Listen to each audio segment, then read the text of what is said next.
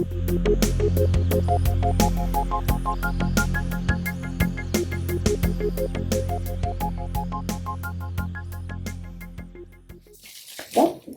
call the meeting to order at 5:30. 5:37. We're gonna do Pledge of Allegiance.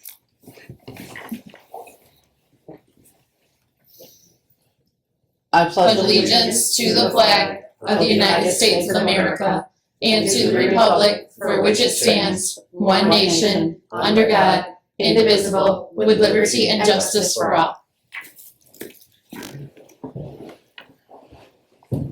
All right,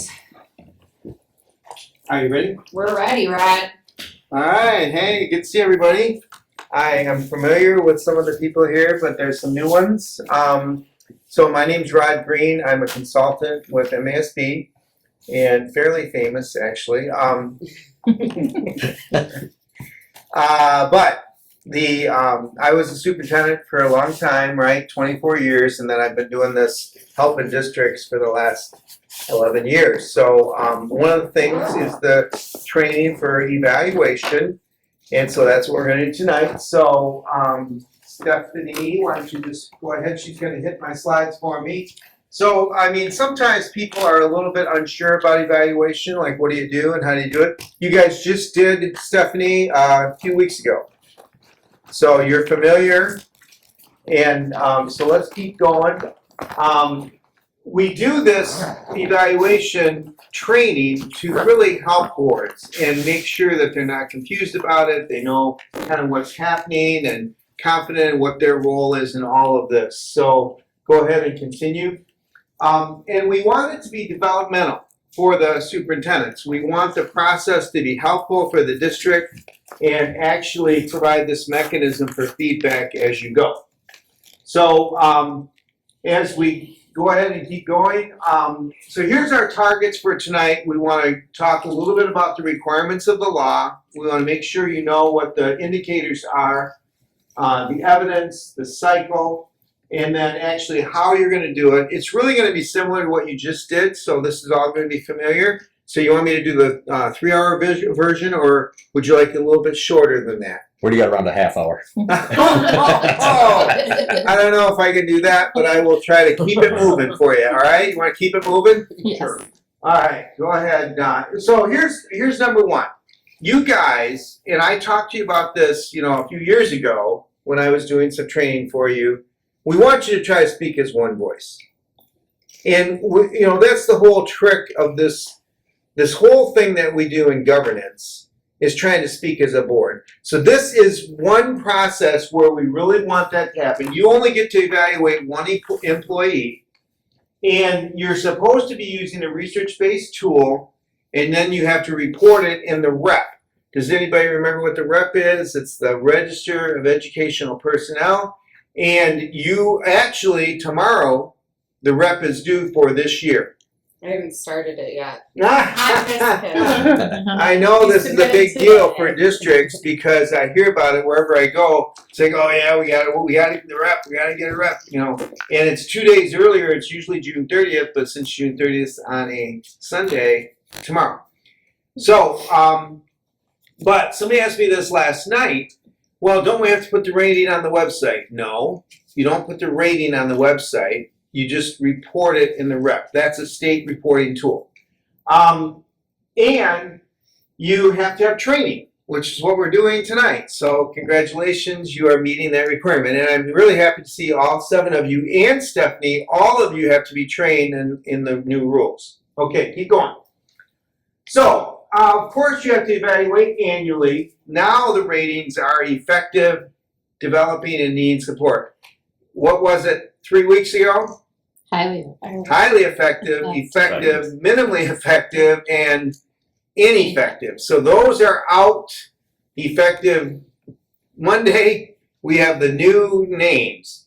And the one big change for this year is anytime you're evaluating your superintendent, you have to do a mid-year progress report. Now, did you guys do a check-in at all? Did you do a mid-year? Mm-hmm. Okay, so that's great. You did one before, but now it has to be a written report, and I've got something for you to check out on that later. Okay, keep going. So on our process here, and we had to change the percentages. So do you remember what it was on growth? It was 40. Yeah. Now it's going to be 20. And so the actual tool itself is going to be higher. It's going to be 65 instead of 50. And then it's going to be 15% on goals instead of 10. So we've got that all down here. And the law actually says that it has to be objective criteria. So that's one thing. And it has to be student growth and assessment data or student learning objectives metrics. Those are the words in the law. So I'm going to make sure you understand that your tool that we've got for you is going to cover that. Okay? So what is student growth? You probably know student growth is something that is between 2 points in time, and I've got a slide on that in a minute. But the main thing, the main difference this year is that it's decided locally. That means your district is going to decide what you want to measure for student growth, as opposed to what was it before, half of it had to be on state testing, and then the other half was local. So now it's all just your 20% is your local, and Stephanie will be working with her crew to figure out how are you doing this for your teachers. And then it kind of goes up from there. So I'm saying on the third bullet there, it's appropriate to aggregate whatever you're doing at the teacher-student level, aggregate that up to your superintendent. Does that make sense? That's what we did before, and that's what we're suggesting that you do. So, of course, here's the 2 points in time, and you can look at things, you can look at M-STEP, but it's a little trickier because, you know, it's a one test, and so you'd have to look at this year, and then how did we do next year, 4th grade and 5th grade. I mean, you could look that way. Most people will take, you know, September, let's do a test, and then, you know, May, let's do another test, right? 2 points in time, how did the kids do? That's what we're talking about. Go ahead. So if you use student learning objectives, which a lot of people do, there is actually a definition in the law now about what that is. So they're supposed to be measurable long-term academic goals, informed by available data, and each teacher or the teacher team sets it at the beginning of the year for all students. So you can't have an objective being like these 5 students in this classroom. It would have to be the whole classroom for what are the objectives, if that makes sense. Okay, keep going. Now, here's your mid-year progress report. So I know you're wondering about this since I said it had to be written. So look in your little folder here, and you're going to see nice little, this is a fillable PDF. Okay, so fillable meaning you can fill it in, right? And so at the front part of it, it's gonna talk about, it's got a little bit of the law in there, and then you would put your progress towards your various priorities. If you had a few priorities you were thinking about that the superintendent was working on, Stephanie, and so this is why you need to kind of plan this out. Like, what are we working on? What are our top 3 things? And then you would fill this in.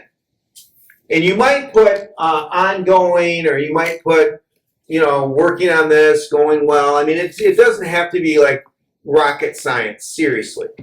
And nobody's going to see this except for you. There's no reporting mechanism in the state for this. But you're supposed to have a written report. So the first part is the progress. You can do the first part in closed session. Anytime you're talking about progress, superintendent performance, that can be in closed session.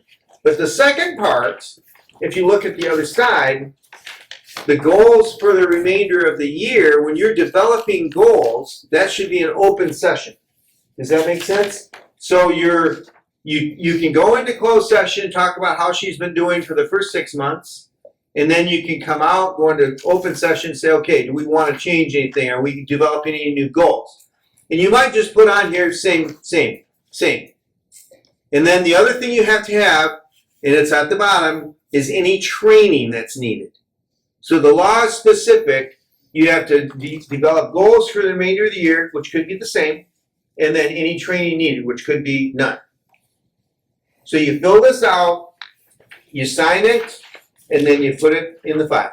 And I'd just say that nobody needs to worry because this will align with the district growth framework that we work off of with the strategic plan. It'll, I think, be easy for you all to identify priorities and goals based on that. So, and that's joint between Stephanie and you. You know, you're not going to just spring on her, oh, here's your 3 goals. No, you're not going to do that. You know, and she's going to say, yeah, this is what we're working on. Here's our strategic, you know, and that's helpful to you because then you can fill this out. Now, who fills this out? Probably her, you know, with your blessing, and then you'd sign. You know, you're going to do it together. But look at there at the bottom. Written improvement plan is provided that includes goals and training designed to assist in improving performance. So that's the law. And so you can do that with this. Now, there was one caveat that I said at the beginning. It's only if you're evaluating your superintendent that year. So if you're on an off year, which I will explain in a moment, then you would not have to do this. Does that make sense? All right, go to the next slide. Now, here's your training. This is what we're doing right now. I appreciate the humor because I'm covering all of this with you. This is what I'm doing tonight. So I don't need to read all this to you, but we are actually going over the criteria. We're going over the process. We're going to talk a little bit about calibration, greater reliability, and we're going to try to provide this ongoing support for you so you feel comfortable doing this. Okay, go ahead. So it's true, though, you could have a superintendent that was unevaluated. We haven't had this before. This is new. If you had somebody that worked less than 60 days for some reason, you could designate them as unevaluated. If there was a vacation of the through the appeal process, this could happen with somebody. It's in the law. I don't see it happening very often. Or if there were extenuating circumstances, you could say, hey, we're going to just have it unevaluated. Now, you cannot just arbitrarily say, oh, we're going to do it unevaluated. It has to come under the law. So generally, you're just going to do your evaluation just like you just did. You're going to do your same old thing, you know. But in where this comes in, and I just had one of these, superintendent started on April 30th. And so basically, or no, it was actually in May. It was like May something. So he's not going to be in for the 60 days. So he is not required to be evaluated. If they had to report him, which they might in June, they would just designate unevaluated. And there you go. Now, if somebody was designated unevaluated, Oops, sorry. you, thank you. Just If making it sure was- you're all awake. If there was a reason that it happened to you, you would just use the previous year's evaluation to report. And I don't see this happening very often, but there are some rules with it now, and you can follow that when you go. Okay. Now, here's the thing I was just going to mention was about if they have had 3 years in a row where they've been effective or highly effective, then you can skip a year. So you guys are probably in that position. Stephanie's been with you a few years now. Seems like forever, right? And that was humor. Nobody's laughing. What's going on here? Come on. I'm funny. Tough guy. I'm pretty funny. So you could skip a year. Now, I am not suggesting necessarily that's the best practice because why? Several of you are new right now. Boards change over. You got another election in November. You get this training. You want to practice. So it's possible, though, you want to say, hey, you know what? We can take a year off. And that is allowable. What would you do then? You would put the previous, you'd put an effective in the rep, and it would just be from the previous time. And then you the next year you evaluate. And you could do that every other year until the evaluation would ever slip below effective. So you could be on the every other year plan. Now, if you ever gave a developing or needing support rating, you have to do an improvement plan to correct the deficiencies. So that is similar to what it is now. Any questions on that? This is good so far? You having a good time? Great. Yeah, good. Now, you may not know this little bit of trivia here, that the superintendent contract has to have an appeal process concerning the evaluation process in the rating. So what I have been writing in my contracts, and I know I wrote your contract, so I don't know what you did with this, but I just put in there, if the superintendent receives less than effective, then they can appeal, they can have a hearing with the board, or they could go to arbitration, just a sentence like that. That's what I've been doing on that. My contract already has that AAA arbitration clause in Yeah. it for evaluation. So you're good. Yeah, we have to do my contract still, but the language that we need to update is minimal when it comes to this. Yeah, good, excellent. Now, don't forget, of course, the Open Meetings Act. Everybody knows about that. The main thing on open meetings is that you're allowed to do this work in closed session because it's about her performance, and that's allowable. And then, of course, the main thing about freedom of information is that once you get done and you approve it in open session, then it's FOIAble. So you must have just done this. You just approved her evaluation a few weeks ago, right? So if somebody wanted to FOIA it, see what you wrote, they could do that, right? Are they interested? Probably not that interesting, but anyway. Okay. Now, Oh. this is the exact same as what it was. You can go to this link, and this tells you the various things here, the research base, who the authors were, things like that. And you have to have that on your website. So I'm assuming this is on your website. It's the same as it has been. Transparency link. Yes, exactly. Okay, keep going. So you guys are wondering, I know, and I might have talked to you about this before, but how did we develop this tool, right? Are you wondering this? You were wondering. You were wondering, like, how did they do this, man? And so what we did in 2015, there was a new law that was passed, and it required the superintendent to be evaluated annually. And of course, MASB was like, hey, we got a lot of boards out there. We've had a tool. How do we make sure it's research-based? So they talked to me about this, and we actually looked at this book. So go ahead. And it is called Professional Standards for Educational Leaders, and it was really about 1,000 practicing leaders and what were the activities and things that they did that either made them successful or not. And so go ahead. So a couple of things was the mission and vision and values, the norms and ethics. Go ahead. The responsiveness to each student's, those practices that they do, the school improvement practices. Go ahead. Curriculum, instruction, assessment, care and support of students. Then building the capacity of personnel and actually having a professional community for teachers and engaging families and operations and management. So those were like 10 of these major areas that superintendents need to be doing work in to be effective. Now we also looked at another book called School District Leadership That Works. This question was really, it was a study of a bunch of studies, which is called like a meta-analysis. And it was really asking the question, does it even matter if we have an effective superintendent? Does it matter? Yes. And of course it does. We would all say that it does, but why? And here's what happened. This is what we found, is that the length of the superintendent tenure had an impact on the student achievement. In other words, the longer they stayed, the better students did in correlation. We also found that establishing and monitoring goals was an effective practice. The board being aligned and supportive of the goals was effective. And then the use of resources was also something that really came out. So the bottom line is, go ahead, that all of these practices is based on 30 years of research that we could put into this tool. So that's really where it came from. All right, go ahead. Now, how do we use the instrument? So there are still 5 areas. So this is all going to be very familiar to you, and I will point out the changes to you.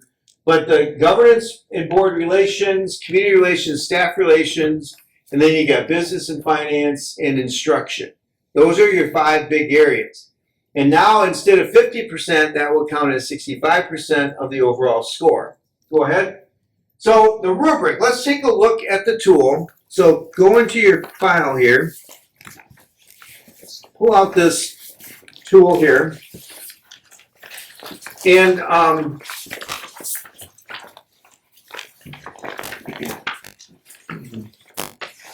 so go to page, well, the pages aren't numbered, but I just have them number the pages. Unfortunately, I sent this to Stephanie just a little earlier, so it's now got numbers on them. Look at page, this is page 4, right here. So notice that this rubric, this is called a rubric when you have these boxes like this, and it's trying to design basically what we call progressive performance level language. But it's a list of criteria which is describing the important components of the work. Each box has a specific indicator, and we're trying to be more objective with saying, hey, is she meeting this? Is she meeting this type of thing? And we also want to provide a roadmap for superintendents. So, you know, if somebody's new, they can look at the right-hand column and they can see, oh, these are the things I should be doing. They should be seeing that. Okay, go ahead to the next slide. So this is what it looks like right here.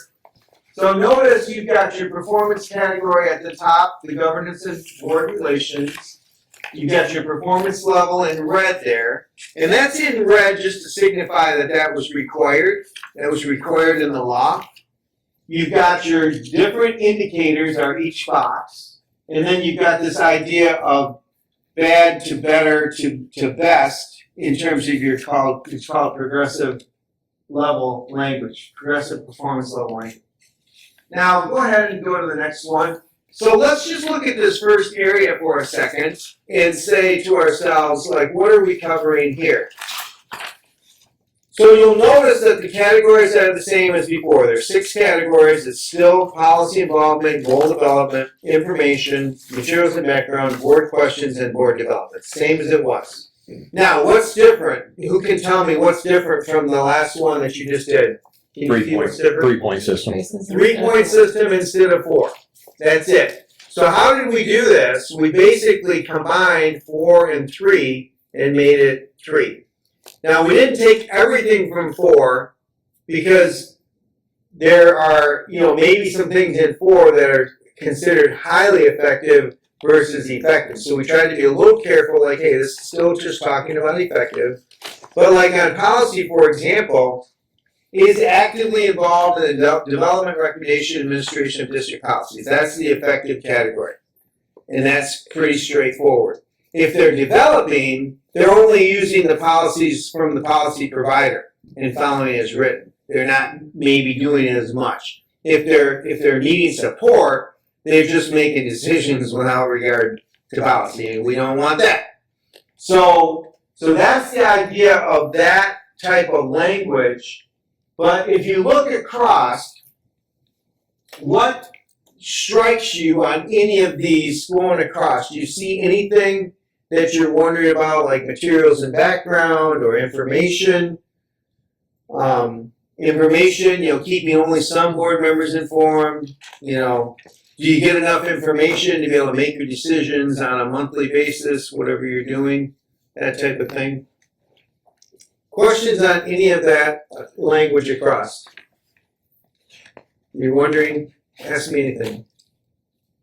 No. To me, it just seems like they weakened it. Yeah, I wondered about that too. Definitely. Yeah. Don't Hey. worry, I won't stop trying to be highly effective. Yeah. They definitely weakened it in terms of, the highly effective was definitely something that was more, gave you something more to shoot for.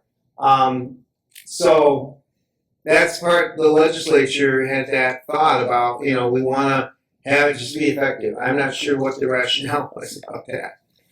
But it concerns me from the standpoint of feeling like now 3 is it.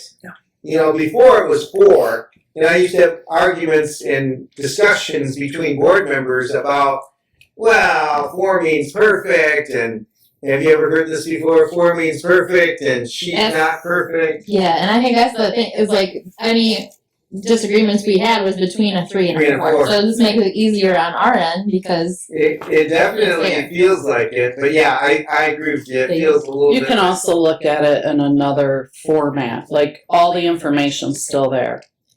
Yeah. So if highly effective is now effective, then effective before would now be developing, right? Well, you could think about it like that, but not. Yeah, it doesn't quite work out that way. But yeah, I know what you mean. It's like there's only 3 areas now. So is it going to be easier or is it going to be harder? You know? Developing almost sounds like a negative to me. Yeah.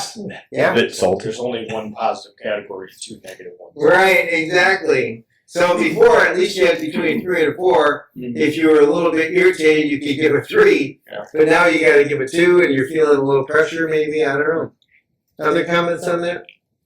I am kind of wondering how it's going to turn out. I've got my first one coming up. Well, it's not till October, but I've got some schedule already for the fall because they're on the calendar year schedule. You know what I mean? Mhm. So I'm going to be interested to see how it kind of works with the board actually doing it. So anyway, we'll see. But is there any evidence that you would say, like, what would you say evidence would be to get effective in information, for example? What kind of evidence would you need to give effective in information? Well, one thing that Stephanie has brought into the district is we have the traveling board meetings. Oh, okay. So we go into the different buildings and each administrator shows what's been happening, you know? And so I think that gives a good perspective overall, instead of just meeting here all the time and. Yeah, kind of being stuck in one place. Yeah, I think that's interesting. That helps with communication, information. if you're specifically looking at information, I mean, her texts when there's something in the district that's immediate that we need to know Group about, text for everybody. Yeah. and emails for weekly updates.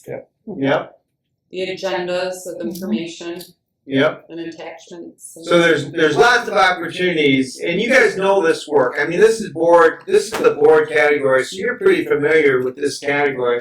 Now at the bottom, of course, you remember this is the evidence that's potentially could be used. You know, like talking about the board policies. You know, like hey, we had 8 policy committee meetings this year, or 5 policy committee meetings, and here's a couple of examples of the policies that we did. Oh, okay, yeah. I mean, part of that evidence, I don't expect a 6-inch binder from people anymore. Who does that? Yeah, shit. I do like the executive summary, which gives some examples of the work from the year, right?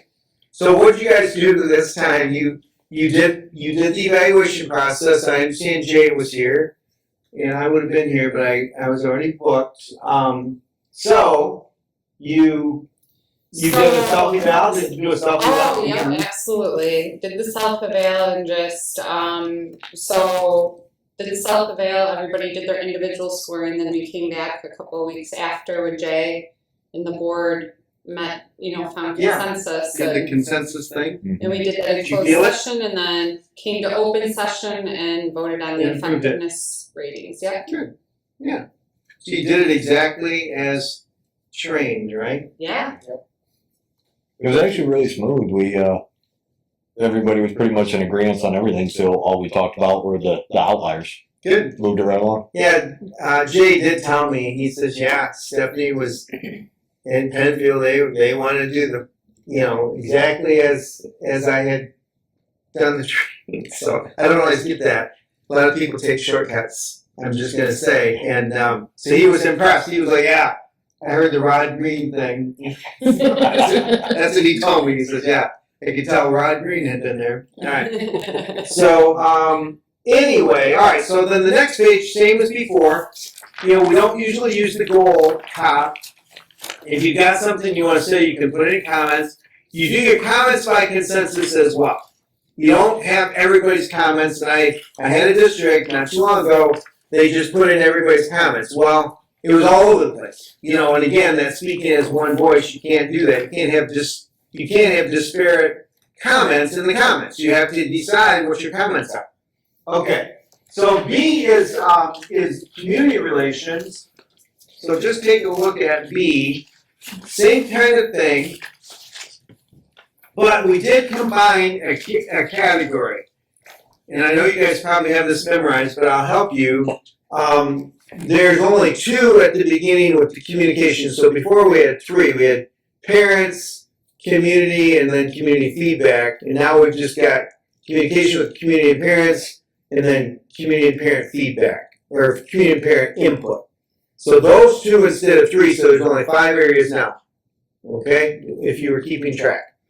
Now again, if you look at the descriptors between the media relations and district image and approachability, anything that stands out to you, and you don't have to say it looks weaker, because I think you're right about that, but anything that strikes you on this. So district image, I get this question all the time. Is this about Pennfield, or is it about Stephanie?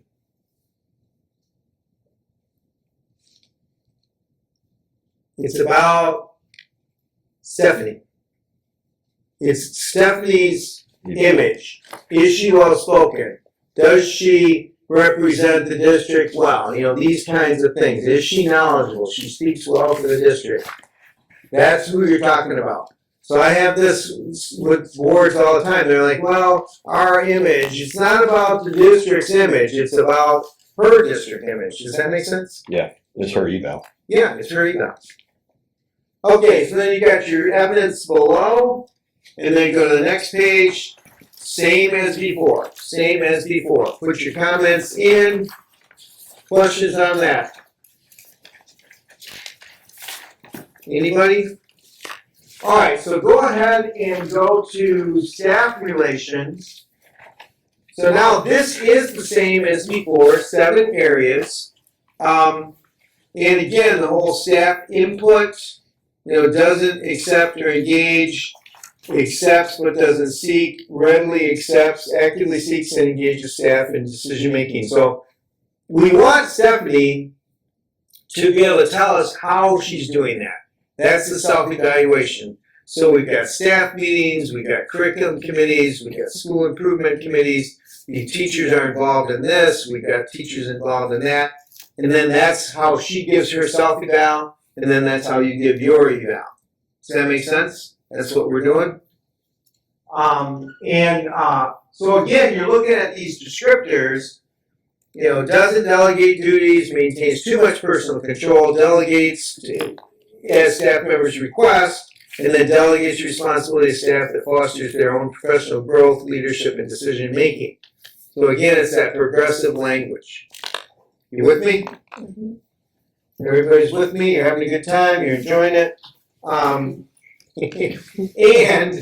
the evidence down here, you can do evidence. Now again, I don't expect all of that evidence. It's kind of what between the board and her, what do you need?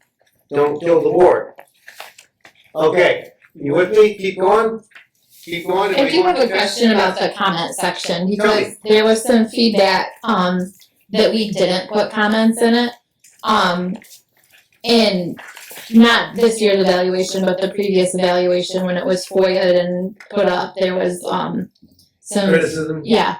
And like to us, when we come to consensus on the rubric, like that speaks to what we did. We didn't have a lot extra to say. Would you recommend we say things in the comments, or what's your opinion on that? If you're having it facilitated, like if I was there or Jay was there, I would try to put a few comments in, Okay. But when you're doing it yourselves, it's a little tricky to come up with comments, right off the cuff, So I do a lot of this. So I did one, was it last night? Yeah, I did my last one last night. And as they're discussing the various areas, I'm writing a few comments down. And so then I say, all right, so how about this for comments? Does this reflect your discussion? So I've got 2 or 3 comments in there, kind of makes it look a little better. Okay. That's what I suggest. I have had some that have said, you know what, we don't want to do a lot of comments. Okay, great. Let's just keep moving. Keep it moving. So it is up to the board, but it's kind of nice to say things like, we appreciated her updates. We appreciate the email updates that she gives us. We appreciate the texts on emergencies, that you just mentioned earlier. So referring to specific evidence. Yeah, you refer to a couple things, and then it feels like it's a little more, Okay. a little more guts to it. Does that make sense? Yes. Okay. All right, the next area, and of course, the comments by the superintendent is almost always going to be blank. Because you're in closed session, she can talk to you, and it's your evaluation of her, not her comments about it. Okay. All right, so then business and finance, same 5 areas. And in this case, we've got, budget development, budget reporting, financial controls, facilities, and resource allocation. So again, it's pretty much combining the 2 columns to the 1. And again, you're looking at this, so like for example, on the 3rd one, that's really about the audit. And so, if you had a poor audit, then that might be where you would mark it lower. Now, can you use halves? Can you use halves? Yes, you can use halves. So if you thought of somewhere between a 2 and a 3, then you'd say 2.5. But you can't use 2.72. You got to say halves or wholes. Halves or wholes. And that's in the intro section. Questions on this? Going across, you see how this kind of works? Brad, you good? Seeing it? You loving it? And so then you look at the finance here on the comments, same thing, put a couple comments. I usually write, like last night, the audit was good with no findings, the district is improving their financial position, just some kind of comments like that. Of course, depending on what the issues are. You're making it specific to the district and to her. Okay, anything else on that one? The last one is instruction. And again, it's pretty much the same. We changed student input to student voice. And so the idea is to seeking student voice through engagement of students in goal development or decision making. Now, how do we get the student voice into the decision making? That's what it's about. So that one's, and then attendance is not on there. So if you look at the next page, there's 9 areas instead of 10. Attendance was on the last one because it was required by the state. And so most people felt that it just wasn't needed. And so it's not on this one. So questions about that? This all looks familiar, I'm assuming. You guys are recognizing this. Okay, so go to the next page. And hang on, Stephanie, because I'm going to talk about a couple of things that aren't in the presentation. So this next page, this is your summary page to that point. So the first 5 areas, you're going to get a scoring here. And if you're using the Excel document, it'll all calculate for you and you'll have a score there. And it's divided by 3 now, not 4. So you'll have 3s, 2s, and 1s. You'll probably have a lot of 3s. And so you'll get a score there divided by 3. Now, if you go to the next page, you're going to see the student growth section. So notice the name of it is different. It's student growth and assessment data or student learning objectives metrics. That's the new wording from the state. And that weight is only 20%. You see that? That's the big change. Now, this rubric, notice how it says locally determined? That's what the last one should have said too. It really should have. We put that rubric in, and I never advocated for it to be changed, but I always told people that was locally determined. That rubric was not for everybody. It was only for some. So this is now correct to say locally determined. That's exactly what you're going to do. You're going to determine what the teachers are doing and how does that affect the principals and superintendent. Does that make sense? Then on your goals, the percentages are changed. So it's 85% or more progress on goals is going to be a 3. Between 67 and 84 would be a 2. And then less than 67 would be a 1. Okay? And it does not have to be, Stephanie, this is for you too, does not have to be school improvement as it did before. It was supposed to be school improvement before. Now it can be whatever you decide. So your strategic plan, as she mentioned, you could use other things. You know, if she was brand new, maybe you'd use a 90-day plan for a little bit. There's things that you can use. You just decide that together. Does And that our make sense? district implementation plan and all of those progress monitoring tools that we've developed for the growth framework are all aligned to both our strategic plan and to MyKit, which is the database that we enter our continuous improvement work and processes into. So you can really go either route and we're ready to go. Right, exactly.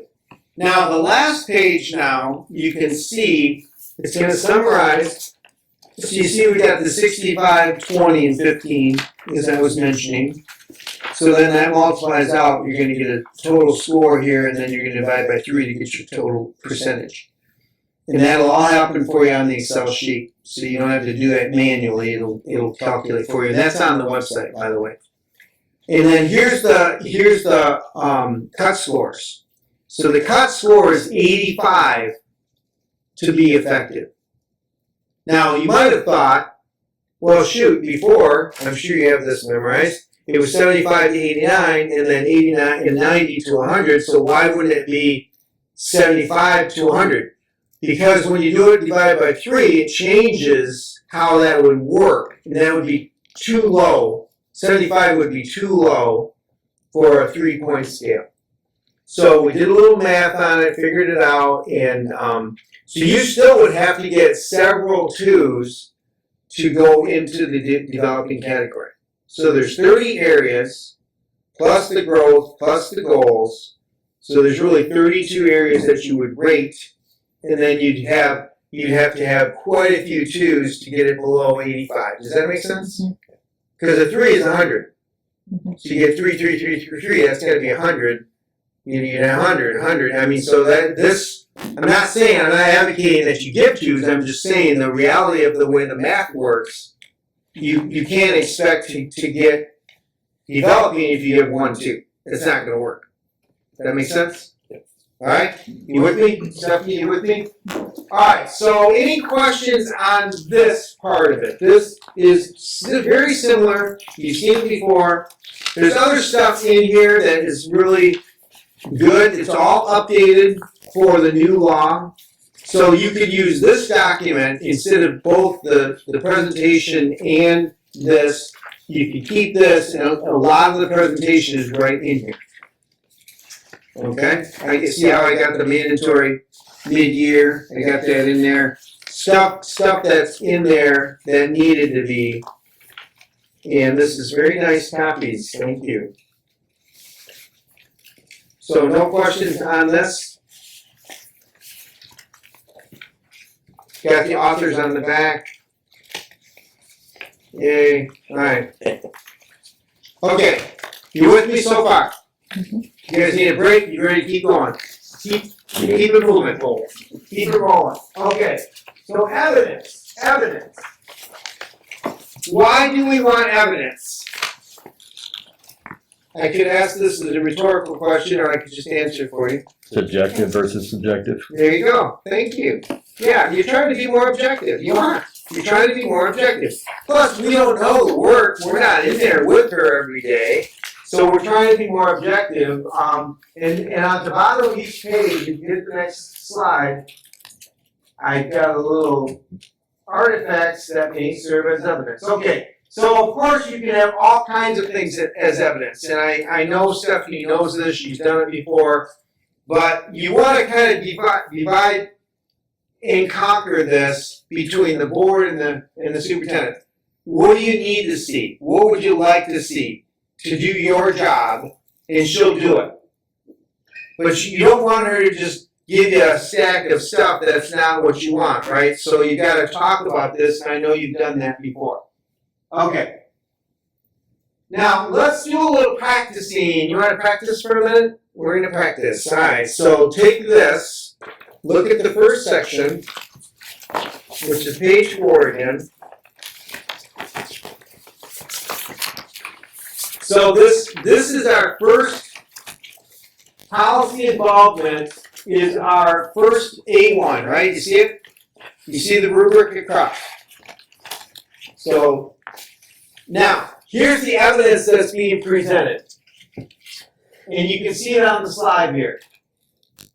The superintendent has been attending the policy committee meetings. The superintendent has been proactive regarding certain new issues. The superintendent's been holding meetings for the adjusted and new policy. The policy approval process is thorough and timely. All the new policies have been reviewed with the board and administration, and then the superintendent's gotten these out to the staff in terms of implementing.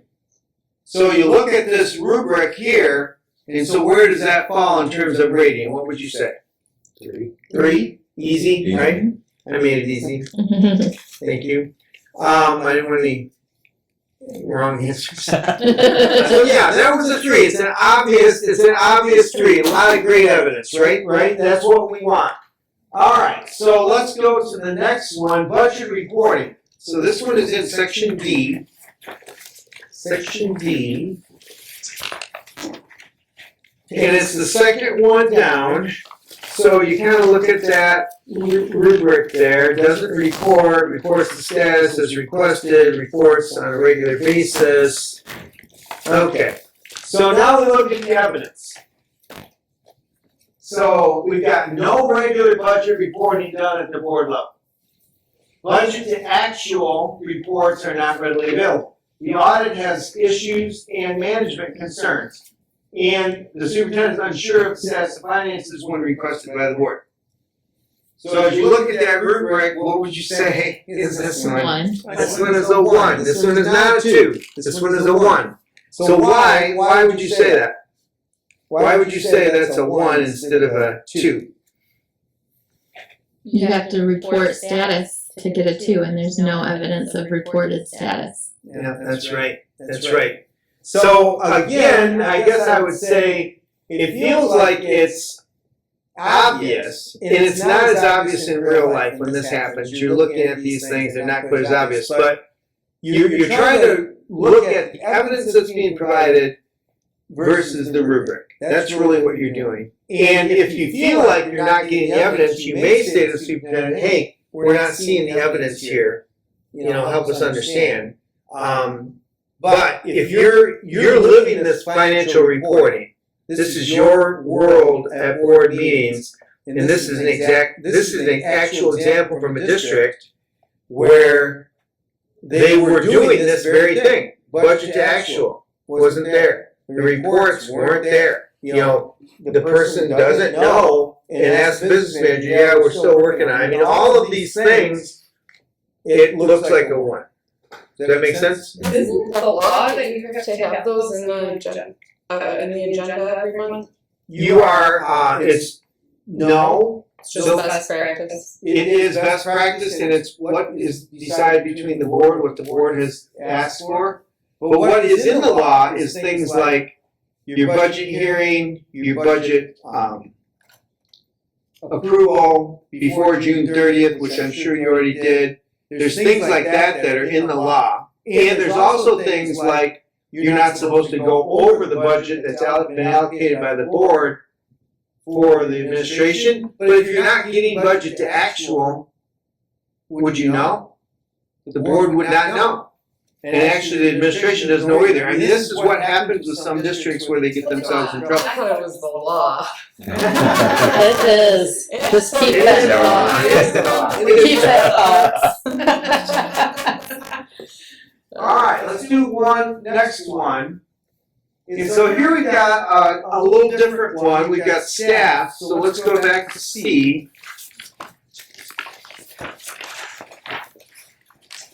And so we're looking at the first one, staff input.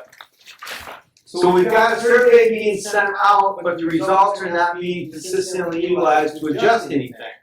Staff meetings are being held.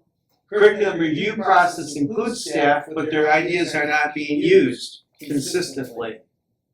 So where do you think this one falls in terms of staff input?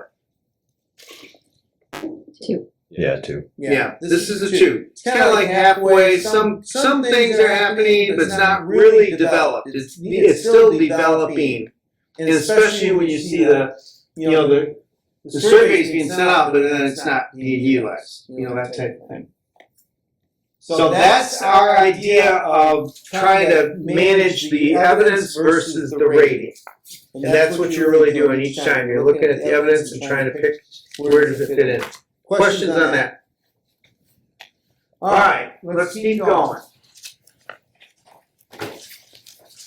Okay, so when you start thinking about this process, you really should be thinking about planning early on in the process. So if you're being evaluated in your job, usually they tell you up front what's expected, right? I mean, you would think.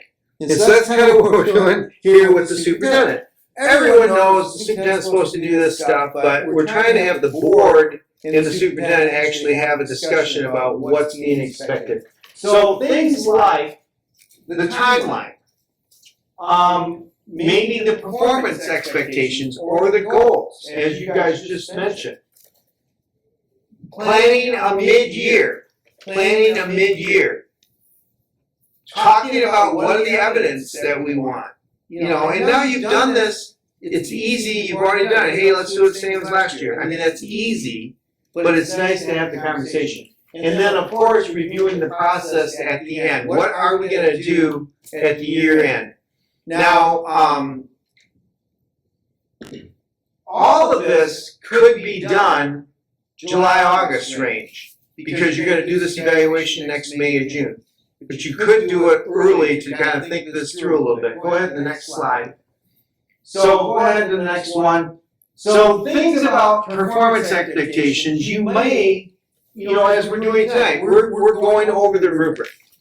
So is there any confusion about the rubric, about what's being evaluated? Everyone feels pretty comfortable. What about the goals? Have you guys talked about the goals? She's got what she calls a strategic framework. You've got that. What are there any benchmarks that we want to try to hit? Are we trying to hit any benchmarks? Are there any clarifications in the tool? Is there any evidence or agreements that need to be written down and documented, like, hey, this is what we're doing? So this is all kind of at the beginning. Go ahead. And here's the big thing on this whole process. There's really 3 things in this tool. The first thing is the categories A through E, 30 areas. Everyone can see that, it's obvious, hey, these are how you're being rated. But the next one, the category G, is the student growth. And so what is that? How are you going to measure that? And so then the hint is, how are you measuring it for teachers? Because whatever you're doing for teachers could easily be aggregated up for the superintendent. That's really the hint on that one. And then on your goals, it's the same thing Stephanie just talked about. Hey, we've got a framework that'll be easy to show you the progress on that. That's what you're talking about. Okay. So of course we've got this pretty little arrow because we're trying to say everything should be working together.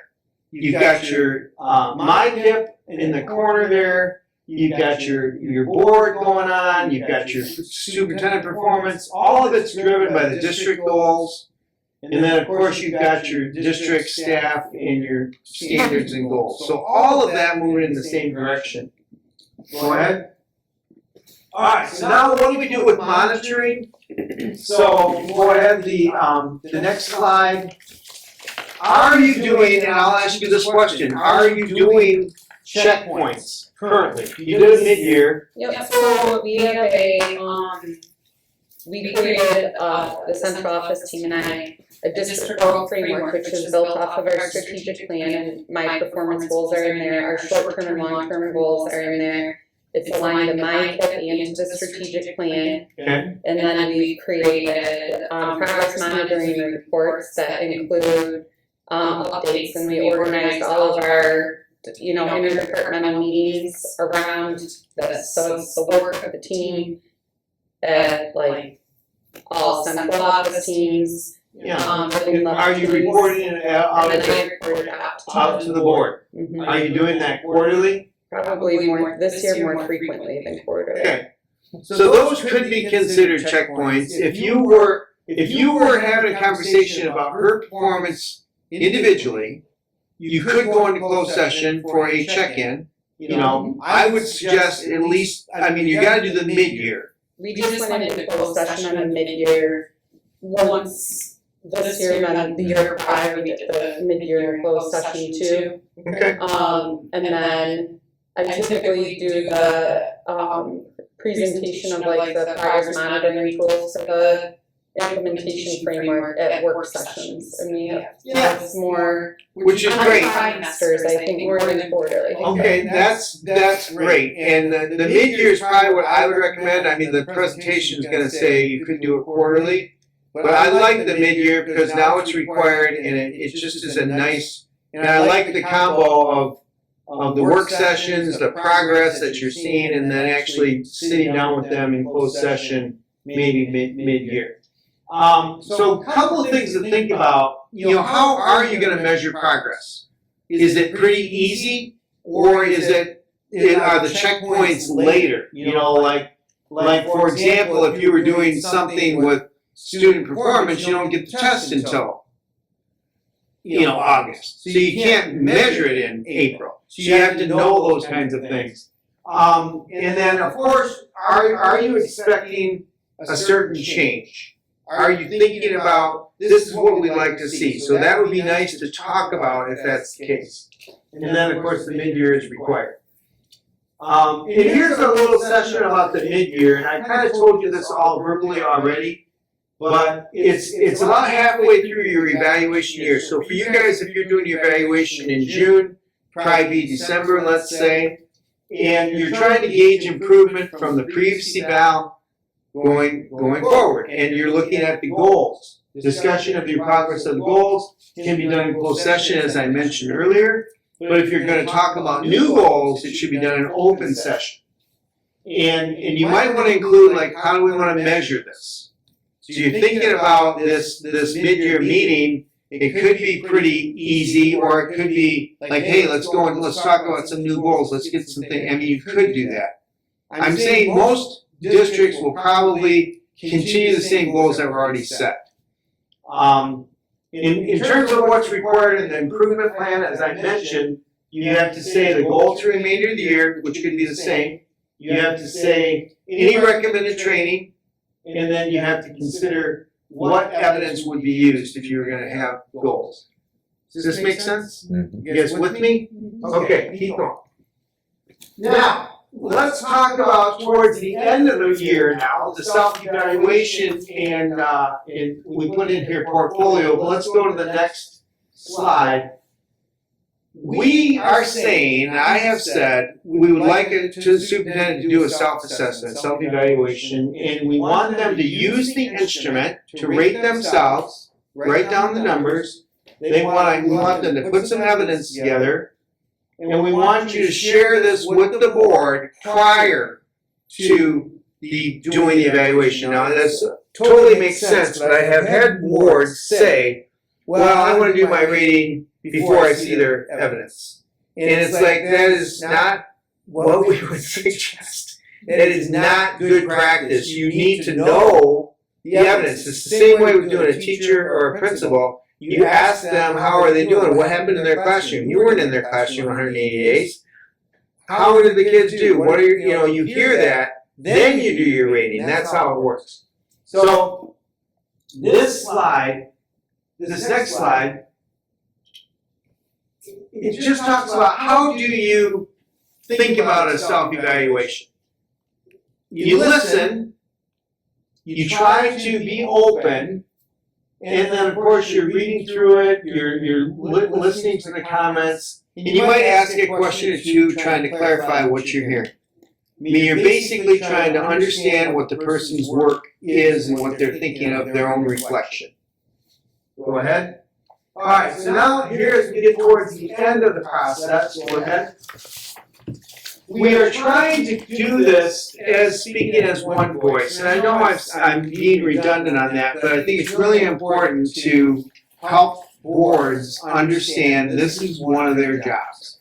It's not about you individually, even though of course you have a voice, but it's about the board working together. So go ahead. Oh, sorry. So the whole presentation, this whole presentation comes down to this slide. So Sarah's like, well, why didn't you just show us this and be done with Could have it? started with that one. Yeah, could have started with that one. But this is really this is the summary of the whole thing. The superintendent prepares the self-evaluation evidence. You hold a self-evaluation meeting to listen to it. Then you hold a final evaluation meeting by consensus. Then you approve it in open session, and then you report it in the rep. That's really the big process, right? It's not. That's what we're doing. It's not right. It's exactly what you're doing. It's not rocket science. This is exactly what we want. All right, keep going. So here's the meeting. So a little more detail. First of all, you can go into closed session for the self-evaluation meeting. The superintendent's preparing this and compiling evidence and giving it to the board. Board members are seeking clarity. Board members get a blank tool to use. And after reflection now, the board members fill out their scores. That's kind of how this works, right? That's the first meeting. Second meeting then, now you can go into closed session again at the request of the superintendent. All of these closed sessions are at the request of the superintendent, if I didn't mention that earlier. And we are recommending that the superintendent remains in the room to hear the discussion. The board president or facilitator reviews the scores with the board members, and what I do is go around the room. What do you have? What do you have? What do you have? I mean, we kind of get the voices in the room. If it's all threes, hey, that would be a 3, any discussion. If it's all 4s, which it won't be in the future, it'll be all 3s, right? And you're trying to get to consensus. Now, what do you do? If you have a discrepancy between the board members? You eventually might have to go with majority if you can't get people to agree. But generally, you're trying to say, hey, this is what everybody's got, and you do have to score every area. You can't skip areas. That's a rule. All right, keep going. Now here's the rule about the closed session. I put in blue there, the person requests a closed hearing. So that is generally what we do. It allows, I had one the other night, I will tell you, that the superintendent said, well, I'm gonna do it in open. And I said, why? And he says, well, there's some reasons why he thought that he should do it open. And I just said, I don't think it's a good idea. It's not a good idea. You want to have a frank conversation. It might be tough, but it's better to do that than to try to do it in open. So eventually, he ended up doing it in closed session. It was a very good conversation, and I think he felt better after we were done that he had done that, and everyone felt like they had a good conversation. But sometimes people are a little reluctant. They don't know all the time what to do. I would say 100% of the time, I would go into closed session. 100%. I would not do that in open because it's allowed and because it's helpful for the superintendent and board to have a conversation. Does that make sense? You with me? Now, go ahead, keep going. So, of course, everything else is in open. Establishing goals, choosing the instrument, approving it, training, these are all open. But when you're talking about the superintendent's performance, if you're talking about the superintendent's performance, you can do that in closed session at her request. Okay. Now, the consensus slide, you guys have heard this before. Consensus is a score that you can live with. Of course, you do run into the occasional time somebody says, no, can't live with that, can't live with that, and so then you might have to go my majority. But generally, You're trying to get people to say, all right, yeah, I can live with that, and go with it. So now you're using that consensus model, everything they can live with, you enter the scores, everything calculates for you, keep going. And we do say that averaging is not reliable. And I will give you an example. And I had a district here just a few weeks ago, and I didn't do the facilitation, but I talked to the board and the superintendent about it. 4 board members, all 4s, 3 board members, all 1s. Okay, so if you average that, it would not come out proper for the majority of the board what they think. So it just will not work to say averaging would be the model, so we don't allow averaging. We have to do it by consensus or majority. Okay, so when you get into this consensus meeting, you're doing all 5 areas. Remember, there's 30 areas, and you're going to get this calculation at the end. Then you're going to put the student growth score in, and then you're going to put the goal score in, and then go ahead and you're going to get this final overall score.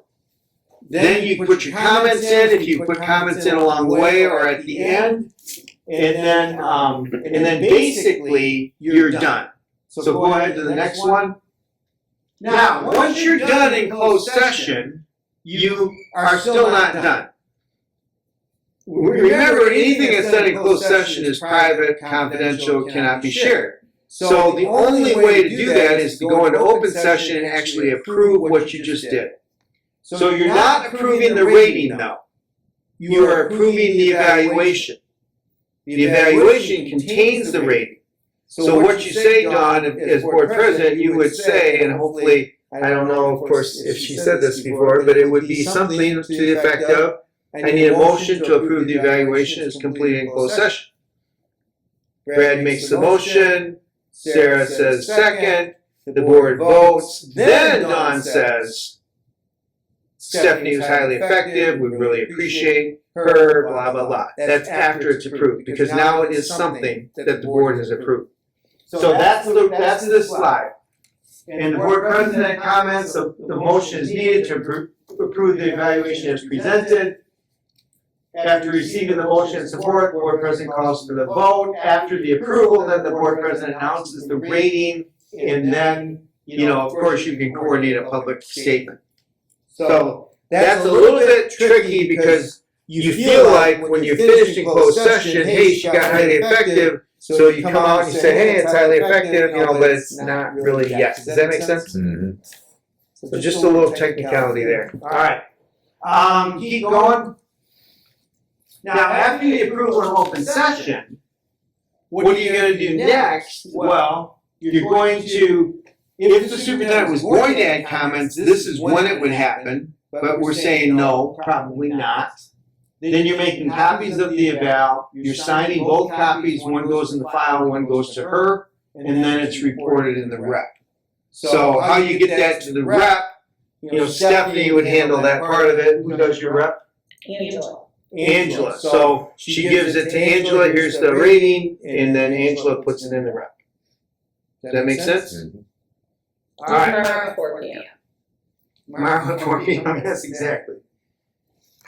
Okay, so questions so far. Questions so far. It all seems pretty easy, right? You guys are familiar with this. You know what I'm talking about. All right, let's talk about the calendar for a second. So, you guys are in the middle column, am I right?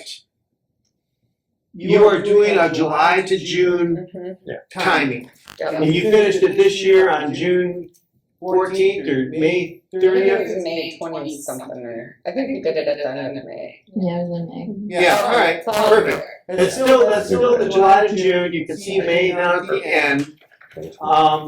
So how do you get started with this? You might start in July. You talk about, hey, what are we going to do this next year? Like anybody wants to remember, you could actually, like happened to me last night, the secretary booked me for next year. She says, hey, I just want to make sure I got you for next year. And so she did it already. They already got their dates and everything. All right, great, I mean, they're thinking ahead because that's what happens as you get into this, like, oh, shoot, it's May, we got to get this done, and you forget about, people's schedules and everything. And I think last year, I gave the board a calendar about steps of this, I think it was like at our August meeting. Yeah, that'd be fine. July, August would be fine to talk about, hey, this is what we're gonna do for this year. This year, if you're gonna do it, now she has 3 effectives in a row, so you could decide, hey, let's skip this year. I mean, now that you've been trained, you might as well just do it, right? But you could skip, or you could say, yeah, let's do it, let's practice, let's get into this, let's get it done. So it's up to you. Advantage to doing it in January.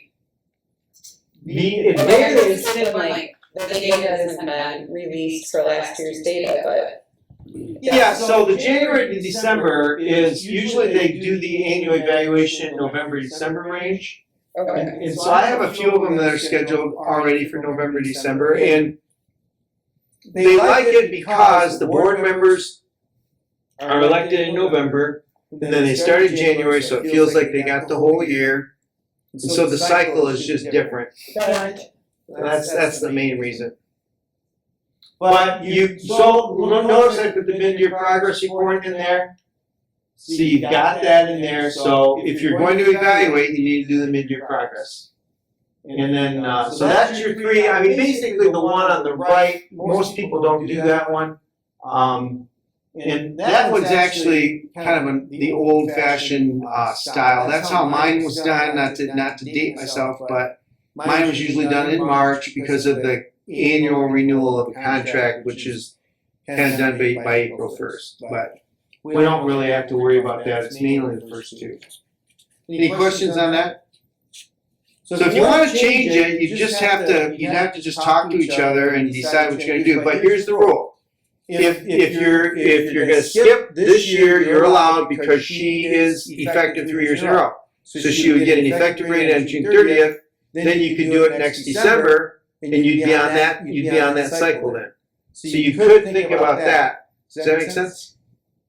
You could skip this year if you wanted to, but the rep would still say effective, and then you do it next December, and that's a way to change cycles. Change cycles. Not seeing a lot of enthusiasm for that. So I don't care about it. I'm not invested with it. It's just something you could do. So then we would actually start like in January if we did that, like. That'd be the actual evaluation would be done before January. Well, But if we gave you the off, we wouldn't do anything from now until December. We'd start you in January. Yeah. So that 6 months would be your off year. Yes. And then. Yes. Instead of doing Yes. one Yes. back to back. Yeah. So then I'd be evaluated. And you would want to talk this over, like, all right, here's the plan. We're not gonna do anything now, but then starting here in the fall, we're gonna start the process. We're doing it by next November. I see, okay. So you're making it a year and a half, and you wouldn't necessarily say, all right, we're not evaluating her for the 6 months. I heard that, but I wouldn't say that. I would just say, if you're gonna evaluate her in December of 25, then you would kind of go from now From July 1, 2024, all the way to December. Longer period, probably. You could think about it that way. Do you like that better, doing it that way yourself? I like the June, actually. I like June. Why do I like the May, June? Because everyone else is evaluated in May, June. And so it feels like it's in rhythm with everyone else. But if you thought you wanted to do, this is the perfect time to change cycles if you thought you wanted to be on the calendar year cycle, which you could be. I do both. They both at work, it just depends on the board and what you want. So it's fine, really. I always thought in my heart, like, I wish I was on that January cycle. It's really busy in June, but it's busy every month, so it's just. That's what I was thinking. And I just think a lot of your evidence is like school year based to be trickier, like you'd be overlapping there. But we are getting we got 4 seats up for grabs in November we could potentially turn over, or we could potentially be the same. Yeah, the board member angle, yeah.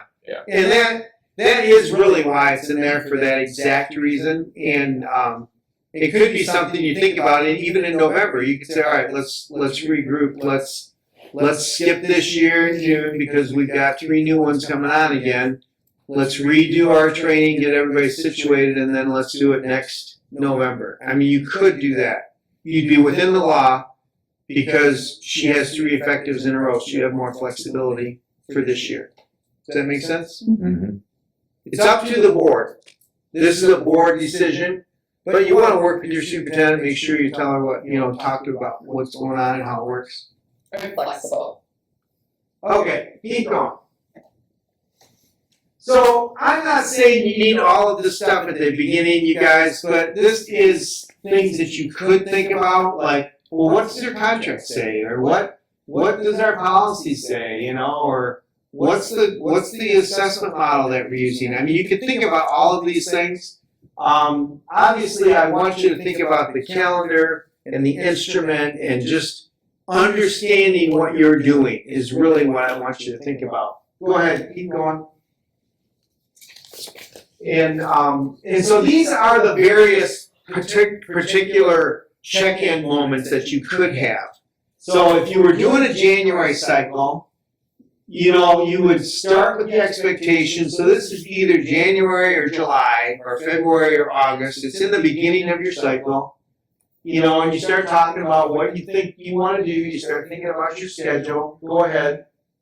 And then you do an update, just talking about the progress, ask any questions that are going on. Go ahead. Now you're in the mid-year. Well, this slide is just to kind of, at the bottom is kind of the main thing. Do a little bit more of this, a little bit less of this.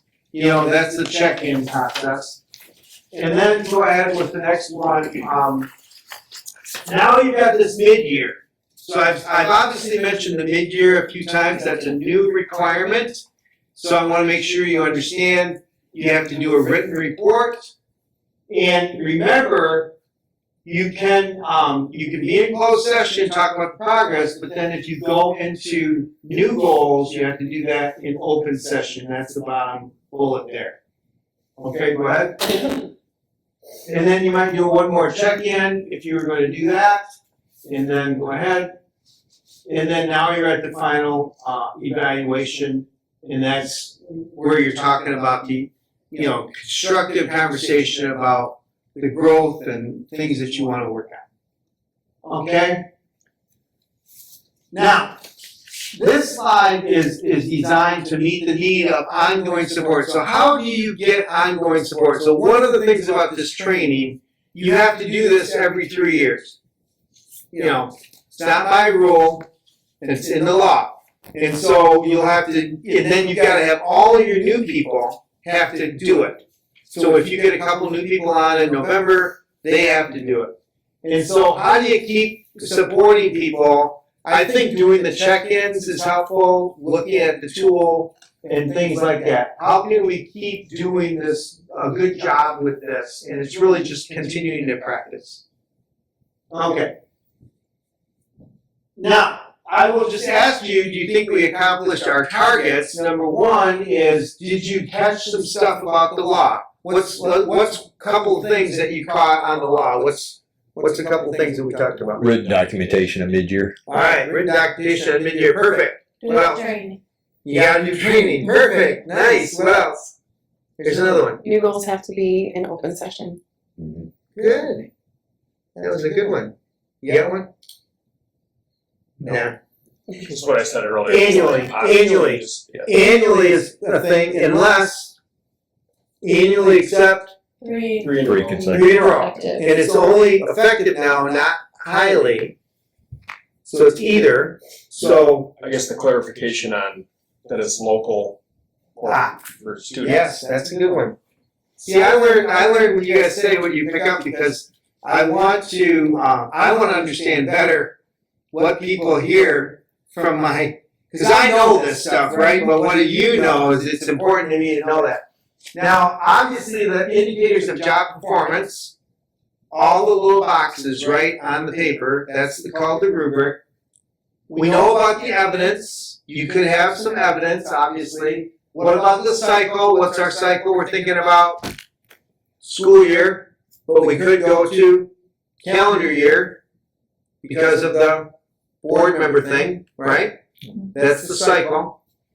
What about collectively rating it? How are we doing that? By consensus, speaking as one voice. That's what we're trying to do. And then, of course, we want to practice using the evaluation criteria. We did that. We practiced. You guys all got it right to try to be consistently evaluating according to the evidence. One of the big keys, people ask me all the time, well, how would we know? How would we know what the superintendent is doing? We're asking you to provide evidence so that we know. So it's evidence compared to the rubric. We're trying to do that, and that helps us do a rating. All right. What questions are running through your head? Anything strike you? Comments? This is what you were hoping and expecting. Or did they tell you something else? Did they tell you something else? No. They bamboozled you into coming here. They said there was going to be dinner. They didn't say there was going to be a training. I guess there's relief that it's not that different Yeah, than what we've for done sure. before. Good. Relief, and disappointment. Yeah. You know, with them. I mean, you said that really well. Yeah, it just feels a little bit. Yeah. But yeah, it's not that different, so you'll feel in the rhythm. You've done this before, you're not going to be, it's not a totally different thing. And we don't deal with this, but the teacher evaluations, have they gone to the same 3-point scale?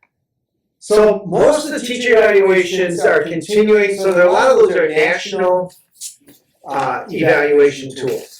I don't know what you're using, are you using 5D or We're using Danielson? Danielson. So Danielson, that's a national thing. So there, a lot of them are keeping a 4-point scale in through the rubric, but then the cut scores are going to a 3-point. So Okay. you can still get 1, 2, 3, and 4, and then you'll get your scores, and then it goes to, all right, so now our cut score is this, and so it's either effective, developing, or needs for it. So still no highly effective. Yeah, there's still no highly effective. Absolutely. Questions? Other questions? Nothing? You're wondering how could we have possibly gotten all this done, all of this 81 slides done in Half hour. almost half an hour? Hour and a half. Hour and a half. That's a fast hour and a half. Yeah. Riveting. Riveting. I know. You wonder about this. Oh my word. So I have 40 of these set up in the next 6 weeks. Wow. So Stephanie was very proactive, She is. Surprise. and she jumped on it, and she got me, and honestly, I was glad to see her write and say, hey, we want to get this done and get it going, so I appreciate that. Absolutely. Thank you. Other questions? No. It's just great to have your guys' support. And it's nice that you also support for the evaluation.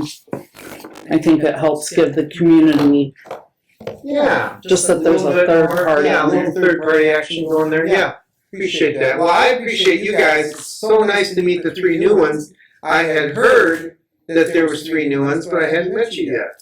So I was here a little bit for a while there with helping with the superintendent search, and I actually helped with the strategic plan. I did a few things for the district, so happy to be back. We're getting there. Good to see you again. Always good to have you. Thank you. Thank you. Sorry. No, Going to Are we going to adjourn? Adjourn the meeting at 7 p.m. 7 p.m. I will.